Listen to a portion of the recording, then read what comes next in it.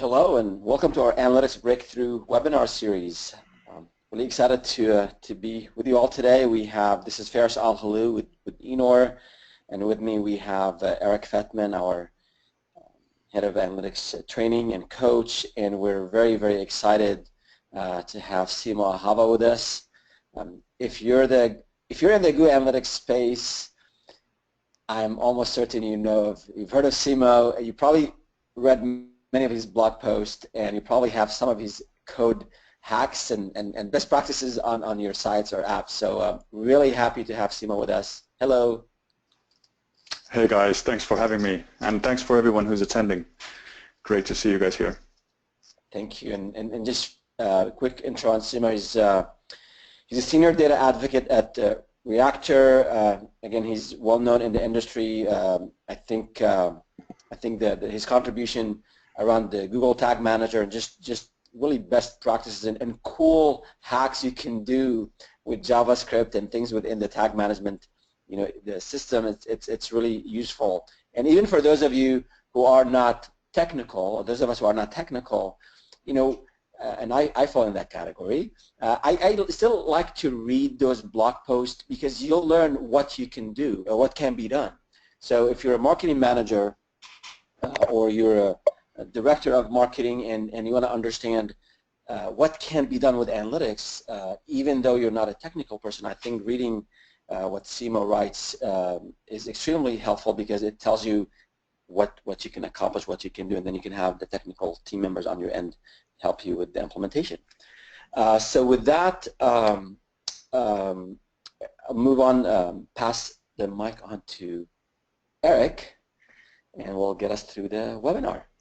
Thank you, Faris, and thank you especially to Simo for contributing to our book, Google Analytics Breakthrough, and for being on the webinar today, and for all of the amazing contributions that Simo makes to the GTM and Google Analytics community. He's truly in a league of his own and really universally recognized as just an amazing resource for GA and GTM on all levels. And Simo come back to ask questions, but Simo took a tiny bit of what he offers in way of GTM and GA guidance and contributed that to our book, Google Analytics Breakthrough. Simo's contribution specifically was Google Tag Manager Triggers Under the Hood, which is what we are going to be talking about today. We have other references to Simo's resources in the book as well. You are definitely encouraged to ask Simo questions during the webinar. We have it's a half an hour webinar, so we have not a lot of time, but we do have a little time to speak with Simo. So please feel free to enter any questions that you have for Simo into the question box, and we will make sure to field those questions and get a good response. So with that, we are going to just bring up Simo's contribution in the book. So here's a PDF of Google Analytics Breakthrough. Here is Google Tag Manager Triggers Under the Hood by Simo. Simo, there are many things in GTM that you could have written about for the book. What's particularly compelling to you about this topic, Tag Manager Triggers Under the Hood, and what do we need to know about it? All right, so first of all, thanks for the kind introduction. I'm blushing here like crazy, but about the topic I chose, well, I think triggers are a really good analogy to everything about GTM. I mean, on the surface level, when you approach GTM for the first time, you might be interested in knowing how it works, and very soon you will encounter triggers. I mean, we always talk about tag management, so it's about managing tags and tags this and tags that, but the reason I wanted to talk about and write about triggers is because they are really everything about Tag Manager. They're the most important part of Tag Manager or tag management. And the very fact that they are, on one hand, they make your tags fire, which is the kind of semantics we use to describe when tags are executed, but at the same time, they operate, they are the bridge between the data layer and Google Tag Manager at the same time. There are automatic triggers, there are manually created triggers, there are custom triggers. It's such a complex thing, such a complex mechanism, and there are so many different ways to approach it. You can approach it as a complete beginner and still be able to do stuff, and you can approach it as a veteran of GTM and JavaScript and still be kind of amazed at the opportunities that working with just triggers will hand you. So I thought it was a very natural thing to write about in such a kind of thorough book as your book is, to kind of focus on something that is relevant on so many different levels of expertise. Simo, starting at the basic level of triggers, and I agree that a lot. It's interesting that you approach triggers as even more fundamental to Tag Manager as tags. That's an interesting. That's definitely an interesting approach. We know that in training and consulting, we do try to emphasize the flexibility of triggers, the flexibility that offers within Tag Manager. But if you're just approaching Tag Manager, let's say you're approaching Tag Manager from a marketing standpoint, and you're not necessarily that directly involved in implementation. Starting off at the basic level, what should people know about triggers in Tag Manager? Right. So triggers are, if you think about, let's think about the web browser as a language, or the ways we interact with the web browser as a language, and tags are the end result that you want your kind of language to accomplish. You want to create something. You want to fire a tag. So they're like kind of an object of a grammatical phrase. Well, triggers are basically the predicative. They're the things that happen in order for your tags to execute correctly. So when you approach triggers for the first time, the beauty of a tag management solution is that it uses terms and words that are really self-explanatory. So we have things like a click trigger. Well, instinctively you know that it has to do with clicking and mouse clicking. You have things like page view triggers, and instinctively you should know that it has to do with the page load or the viewing of a page. Then you have these slightly more technical terms like the DomReady or window loaded, which might not be self-evident at first, but the very fact that you're using these kinds of abstractions in terms of the words the tag management system is using is way easier and more kind of concrete to approach it than if we would use the JavaScript alternatives, which I won't even repeat here because they're hard to say. But the fact that we're using tag management as an abstraction layer on top of a very, very complicated process of triggers in general is kind of the reason I wanted to write about them. Simo, yeah, just with the page view and DomReady and window loaded triggers, and I believe that I read a post specifically about this. I remember your guidance about not using being very careful about using window loaded, because that could really delay the trigger, because you're not just parsing out the DOM, you're actually waiting for everything to download. But especially since in GTM now the DomReady trigger actually appears above page view trigger, which I thought was interesting when I saw that. But could we just talk a little bit about the difference between page view and DomReady and window loaded, and especially since DomReady almost seems to be the default that we're guided to at this point? Yeah, so the difference between page view and DomReady is actually can be in terms of the time, like as a time delta, it can be actually really, really small. They can happen in immediate succession. The reason for this is that the page view trigger is initiated by the event of pushing of the container actually being written by the browser, read by the browser. So when the browser renders the container snippet, that is the moment in time when the page view trigger is active.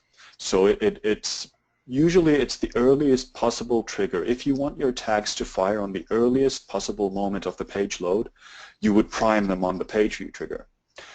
The DomReady trigger has nothing to do with the container snippet anymore. It has to do with a browser event called DomComplete, which means that as soon as the web browser has read the HTML source of the page, so it's processed the HTML file itself that's retrieved from the web server, As soon as it's done that, it fires this DomReady event. DOM is short for Document Object Model, which is the transformation that the web browser does to an HTML page. And then finally you have the window loaded trigger, which is another step forward in the timeline. And the window loaded trigger fires when every single resource that the HTML file itself linked to, like all your images, all your JavaScript files, jQuery being probably the most common one, all your external resources, all your JavaScript has to execute to completion before the window loaded trigger has fired. And the reason I said that the page view and DomReady are very similar is that typically there is not a lot of time between the container snippet being executed and the browser having rendered HTML.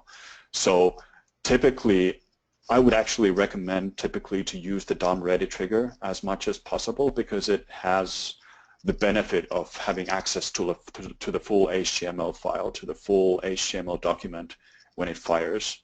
The window loaded, on the other hand, depending on how your site is built, and I'm sad to say that many sites out there are not built very well, it might take seconds. It might take like 5 to 6 seconds even before it fires after the page is loaded, after the user navigates to the page. And every second you delay your business critical tags from firing is a huge dip into tracking accuracy because people navigate away from the site before it's loaded. They abort site load if it's too heavy, especially on mobile. There's such a low threshold of acceptance to what is kind of an acceptable time to wait. So page view and DomReady are almost interchangeable. There are some differences in how they have access to data layer events and data layer messages, but in terms of tracking accuracy, DomReady is typically a pretty good trigger to use. Okay, so you are actually recommending DomReady is to go with that as the default over page load? Well, or over page view? This comes with a huge grain of salt because it's a case-by-case basis, but if you're only interested in tracking accuracy, like getting your tags to fire as fast as possible, then page view is definitely the trigger to use. The all pages trigger uses the page view trigger. But if you need anything in the HTML template, if you need to check if some element is on the page, right, or if you need the, anything with jQuery. If anything yeah, with jQuery, you'd need to use DomReady. Yeah, pretty much. So DomReady would then be the safe choice, and if you're worried about will you then lose a lot of your hits because DomReady fires so late, that's where I would say no, you won't. You'll see a dip. If you see a dip, I would, off the top of my head, say that it's below 1%, and that's nothing in analytics where 1% is so granular that it falls into a threshold of error anyway. So DomReady is a good trigger to use whenever you have information on the page itself that you want to utilize in your tags. That's called DOM scraping, and whenever you want to do that, you should probably use the DomReady trigger. But as with all of my recommendations ever, always remember to test. That's the kind of key approach here as well.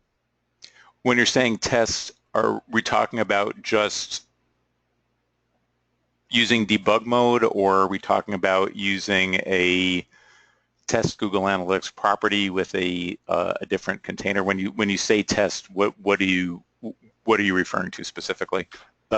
That's a huge question. There are some really good resources that we can definitely add to once this is over. But if you're making a change to your business critical tags, like let's say you're moving from page view to DomReady, I would say that's a big enough leap and has potential business risks that you might want to actually, let's say for a week or something, track them side by side, track the DomReady events to a test Google Analytics property, and then keep page view as your main tracking property, and then compare the numbers. And if the numbers aren't too far off, then you'll be more secure in moving to DomReady.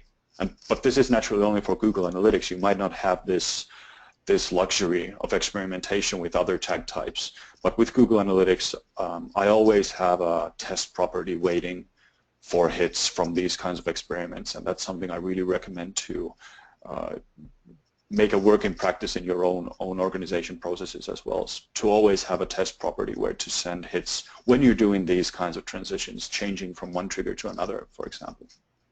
So we're talking about from a development environment, sending to a test Google Analytics property from a development environment, or sending from a production environment? That depends on what the kind of research question is. If you're only worried about if you're testing whether or not the DomReady trigger actually works better than the page view in terms of what labels, how the DOM scraping works, what labels it can access from the page, then you can do it from your dev property. But if you're testing, for example, will moving to DomReady impact tracking accuracy due to the fact that it fires a little later, then you actually have to do it in the production site, because otherwise you won't get a representative sample of your visitors. And one of the big illusions about experimentation is that we always test it in the comfort of our own broadband systems, and we have fast cable internet access, when many users browse websites using crappy mobile connections with 2G or 3G that really don't have the same kind of bandwidth, and we tend to forget these. So that's why it's really important to do business critical testing in a production site. And that's why it's so useful to have a test property, because there's no penalty in firing Google Analytics tags to two different properties in the same container. There's no problem with that. And it's a very good tool to use when you want to do some parallel tracking, for example, to roll up properties, or even to a test property like I just kind of alluded to. Right. That makes a lot of sense, and you're absolutely right about the research question. If you need a high volume of data that really is going to emulate the breadth, the variation in connections, and also devices, especially in companies, a lot of companies will standardize on devices. You'll go in and you'll see everyone carrying around the exact same laptop, and a lot of times testing will default to the default device within a company, which can also be dangerous for testing and so forth. Precisely. Simo, let's talk a little bit about click triggers. So, and also how the best way in Tag Manager to also deal with interactions besides clicks. It seems that Tag Manager is basically good out of the box at dealing with page level events and click events, and there are also some more specialized events such as forms and history change. I know that you've written some really good technical, difficult stuff. Not what you wrote isn't difficult. The subject is difficult on history change. But apart from, I think my writing's not difficult. No, it's not that. It's an obscure topic, but the writing on it is good. But between page loading and clicks, just if you could offer some guidance on click-based triggers and also other types. I think there's a little bit of a leap between tracking click interactions and other interactions on the page that don't necessarily involve a click. So what guidance can you offer us as far as that goes? Yeah, I think you framed it really well. So clicks and page views are typically the triggers that work and work nicely out of the box. Whereas forms and history change triggers might not work due to the fact that our websites are so complex. Clicks, there are two types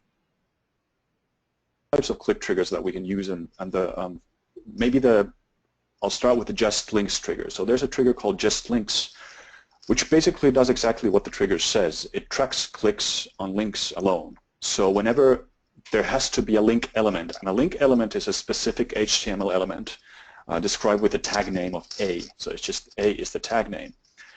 And the just links trigger works in the way that whenever a click is registered on the page, GTM automatically checks whether or not that click was part of a link element. It doesn't have to be directly on the link. It can be a nested element within the link. But as long as there's a link somewhere up the tree, so to speak, GTM should be able to capture the click. And then you can, fire your tags based on clicks on outbound links, which, for example, clicks that are leaving your domain, which is a very typical just links trigger. To but sometimes this isn't enough. So I mean, there are all these other elements on the page as well, apart from links, and we might want to track clicks on them, like buttons and form fields, you know, images, headers. And for that, there's the all elements trigger. And the difference between these two is that the all elements trigger captures the very element that was clicked, the exact element that was clicked, actually, to be more specific. So for example, if you, let's say you have a link that has an image within. So you have an image link. You have an image element that is wrapped within a link, and you click that image. Well, if you have a just links trigger, GTM would record a link click, and then you would be able to access the link element because GTM automatically finds the nearest link element. And that's why the just links trigger is so powerful. It kind of automatically climbs up the tree to find the nearest link. The all elements trigger, however, would return the image itself because the image was the one that was clicked.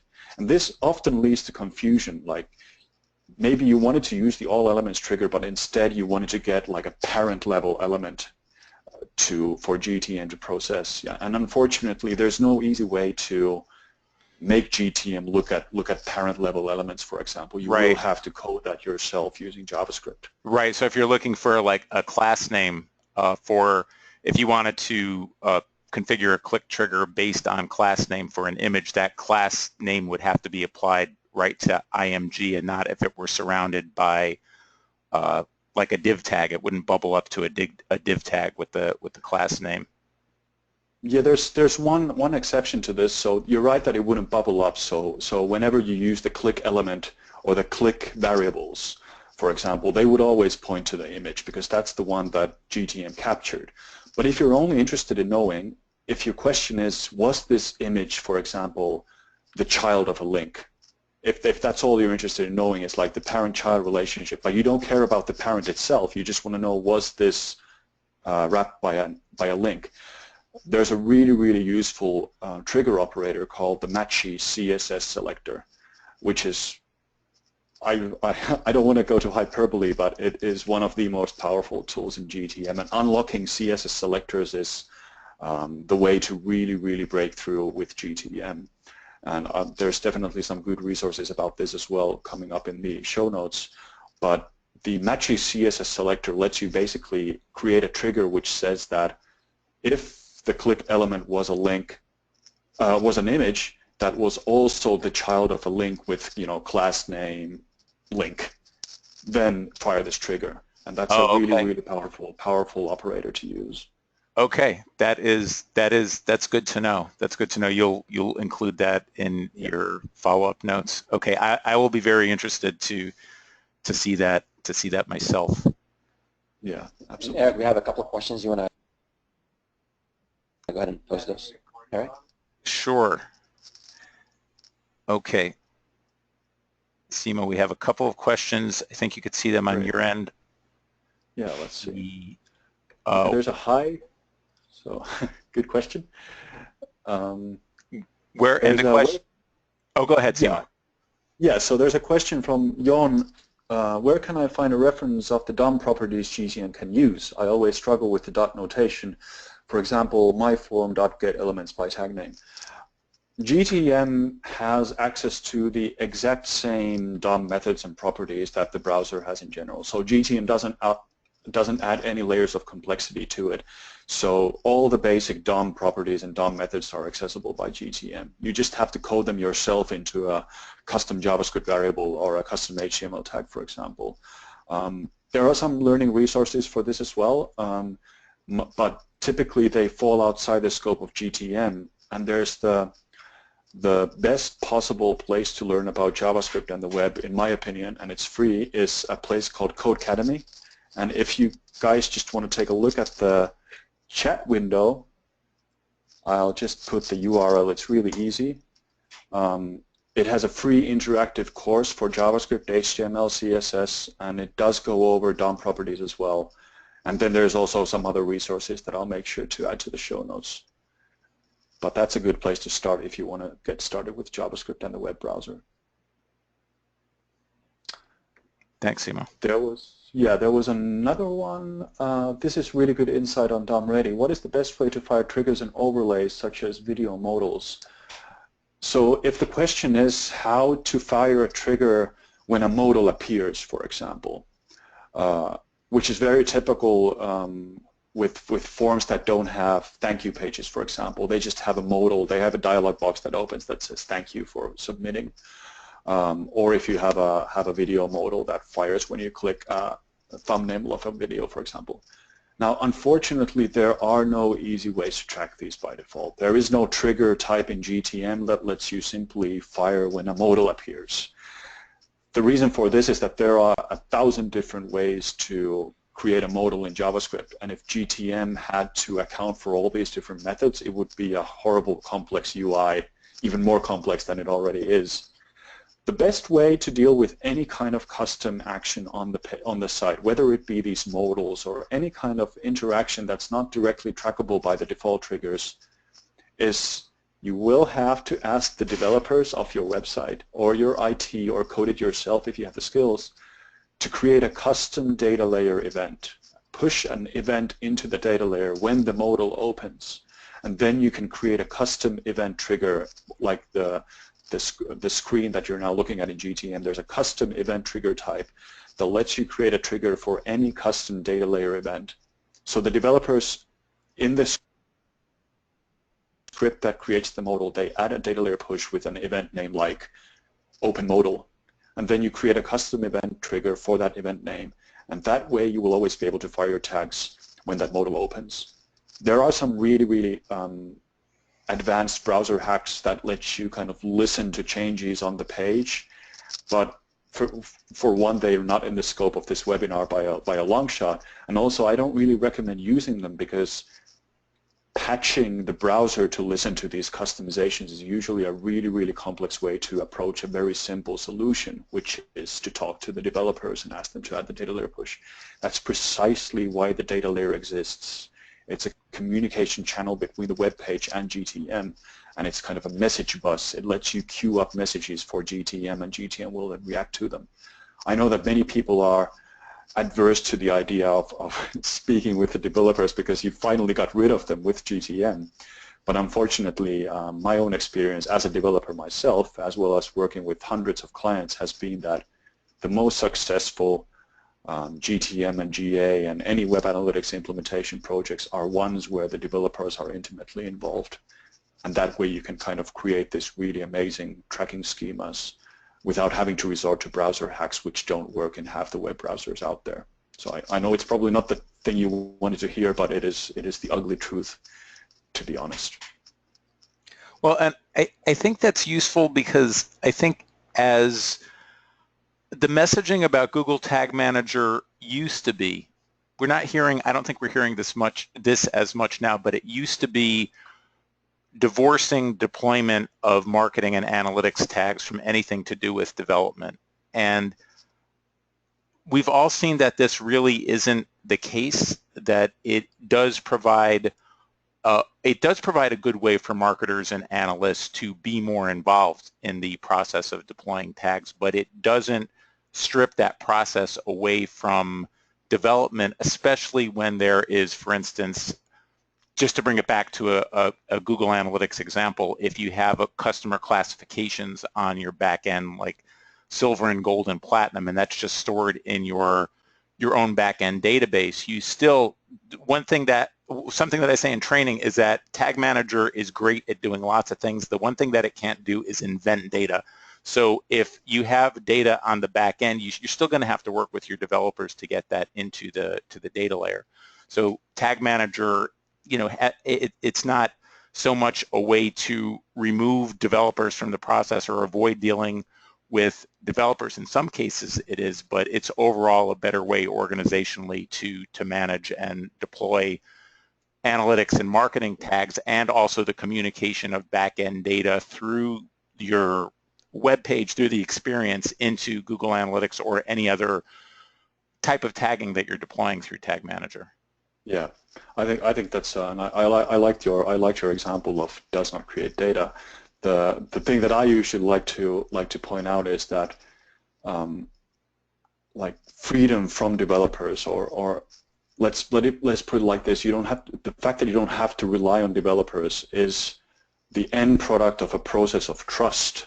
So when you first install GTM and deploy it on the site, it's very, very important to have the developers involved because they are the governor. They have the IT governance under their hands.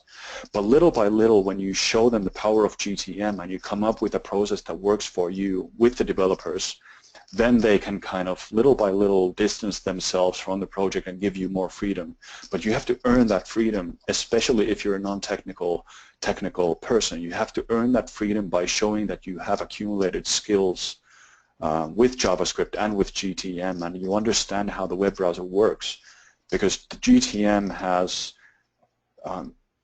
first of all, it can alleviate friction just as much as it can create friction within an organization. So if your approach is to alienate the developers, you're actually creating friction where you thought that you would be alleviating it. And the other thing GTM is that it can destroy as well as create. I've seen enough botched implementations that destroy site performance or break links or break form submissions just because they were implemented by somebody who didn't understand how the website works. So there's a very, very powerful incentive to keep the developers involved. And if they're uncooperative, then it sounds like you have more problems than just GTM. It sounds like there's an organization issue that needs to be solved first before you even start thinking about how to do tracking. But that's neither here nor there. Thank you, Simo. And I know we're coming to the end of the webinar. I have a couple of quick things. We have a big thank you note from Alex. He hadn't thought of using the data layer on Modal, so he appreciated your input there. Also, we have one question, maybe just a quick answer there, Simo. There's a question from Mike on, is there a way to test whether a trigger works on all the pages you want? Expect testing it on every single page, which is possible. Yeah, if you want to be really pedantic, you can build use like Selenium, which is a popular testing tool. You just run automated scripts on all your pages. Typically, you don't have to do that. I mean, I'm hard-pressed to find reasons why you would have to do such thorough testing, whereas you can just test a subset of pages and then extrapolate that it should work on all the pages. My approach is to, for example, with GA, is to implement GTM and again use a test property and then use the test property and compare the data with previous implementations to see if I'm missing something. But I don't have a like off-the-shelf solution for doing very thorough unit testing or automated testing, but there are tools like Selenium and you know, Microsoft's testing studios and stuff like that that let you do automated testing, but they're the typical tools you would use for any kind of online website testing. Thank you, Simo. And so we have a couple more questions. Again, we promised folks that it will be a 30-minute webinar. So what we'll do is we'll take those questions and have Simo answer them, ask him to please answer them, and then post those on the blog post and share this with everybody who registered and everybody who's been with us on this webinar. There was a question, Eric, about the book, so if maybe you can put that up on the screen. The book is called Google Analytics Breakthrough from Zero to Business Impact. It is available on Amazon. And again, we do want to thank Simo for, I know it's late in the day in Finland. We appreciate your time with us. You can reach him at simoahava.com. Definitely read his blog post and stay up to speed on what can be done and how you can do it. And also check out our blog at www.e-nor.com/blog. We'll have a recording of this session available, plus the additional references that Simo mentioned and additional information and answers to the questions that we didn't get a chance to answer. Anything else, Eric, you'd like to add? Thank you, everyone, for joining. Thank you very much to Simo. Always interesting and educational to listen and to Simo and to read what he's writing. Simo, if we could just general guidance for people who are just getting into Tag Manager, particularly if you're on the marketing analytics end and you want to get more involved. What we usually recommend, just asking if you confer with this line of thinking, what we usually recommend is that if you don't know HTML, take an hour and learn HTML. Not hard. You learn HTML. If you don't know CSS selectors specifically, take a couple of hours and learn CSS selectors. then after that, to get really adept in some more advanced features in GTM, learn JavaScript after that, but JavaScript is more of an undertaking. Do you agree with that approach? Yeah, I think that's a good top-down approach. JavaScript, HTML, and CSS are the three cornerstones of a web, how a web page is rendered. So I would say definitely the HTML, CSS are things that you should know the basics of. But JavaScript is something that you will encounter very soon after beginning with GTM. And I know this is a very biased opinion coming from a JavaScript developer, but I seriously think that anybody working in digital in any capacity should understand at least the basics of how JavaScript works in the web browser, and for example would be able to explain, at least on very superficial terms, how the web browser renders a web page. That's such an important part of the way that GTM works and any web analytics solution works. But as a top-down approach, I think your kind of roadmap was good. So but again, I want to plug Codecademy because everything is available through Codecademy as well. So they have courses for these as well. Great. Yeah, we also direct people towards Codecademy, a great resource. So thank you very much to Simo. Simo, we're very happy to have him as a contributor to Google Analytics Breakthrough. So here is the book. Here is Simo. Stay connected with us. Thank you very much for logging into the webinar today, and we will follow up with the additional questions that we didn't get a chance to answer during the session. Thanks, Feroz, and thanks, Eric, and thanks everyone for attending. It was a pleasure. Thank you so much, Simo. Have a good one. Have a good evening. Thank you so much. Thanks.